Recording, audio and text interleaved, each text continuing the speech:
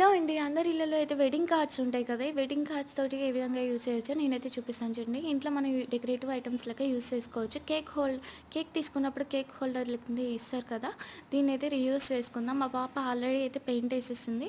నేనే దాన్ని మళ్ళీ రీయూజ్ చేస్తున్నాను. మంచి గణేష్ బొమ్మని యాడ్ చేసి చేసేద్దామని. అండ్ ఆల్సో మీ ఇంట్లో యూజ్ చేయని డ్రెసెస్ టైట్ అయినవి, చినిగిపోయిన డ్రెసెస్ ఉంటాయి కదా! కొంచెం ఎంబ్రాయిడరీ వర్క్ వచ్చినవి అవి అయితే పాడేయకండి. పాడేయకుండా మీరు ఏం చేశారంటే దాన్ని ఆ డ్రెస్‌కి వచ్చిన స్టోన్స్ అన్నిటిని కలెక్ట్ చేసి ఉంచుకోండి. అండ్ లేసెస్ కూడా ఉంటాయి కదా! అవి కలెక్ట్ చేసి ఉంచుకున్నామంటే తర్వాత ఏమైనా డెకరేటివ్ ఐటెమ్స్ కింద మనం యూజ్ చేసుకోవచ్చు. బయట కొనే అవసరం లేకుండా అప్పటికప్పుడు మన ఇంట్లో ఉన్న వాటితోటి రెడీ చేసుకోవచ్చు. ఈ కలరింగ్ అనేవి ఎప్పటికప్పుడు పిల్లలు బయట కొంటూనే ఉంటారు కాబట్టి మనకంత ఏమనిపించదు.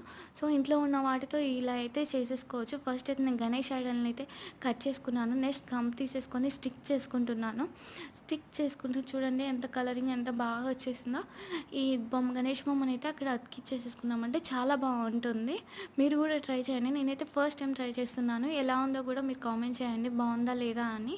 నేనైతే ఫస్ట్ టైం ట్రై చేస్తున్నాను. నెక్స్ట్ ఇంకా కొంచెం బెటర్‌గా ట్రై చేయనికి అండ్ ఈ పెయింటింగ్స్ కూడా ఫస్ట్ టైం ట్రై చేస్తున్నాను కదా! సో, కొంచెం టెన్షన్‌గా ఉండే ఎట్లా వస్తదా అని. బట్ బానే చేశాను. మాది మీకు కూడా ఎలా అనిపించిందో ప్లీజ్ కామెంట్ చేయండి. నచ్చితే ఒక లైక్ చేయండి.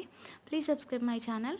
ఇప్పుడైతే పాత డ్రెస్‌కున్న స్టోన్స్ అయితే నేను కలెక్ట్ చేసేసుకున్నాను. వాటిని చిన్న చిన్న డాట్స్ పెట్టేసి స్టోన్స్‌ని అతికిచ్చేస్తున్నాను. ఎక్కువ కూడా గమ్ తీసుకోవద్దు స్టోన్స్ అతికిచ్చనీకి. సో, తక్కువ గమ్ తోటే మనం అతికిచ్చేయొచ్చు.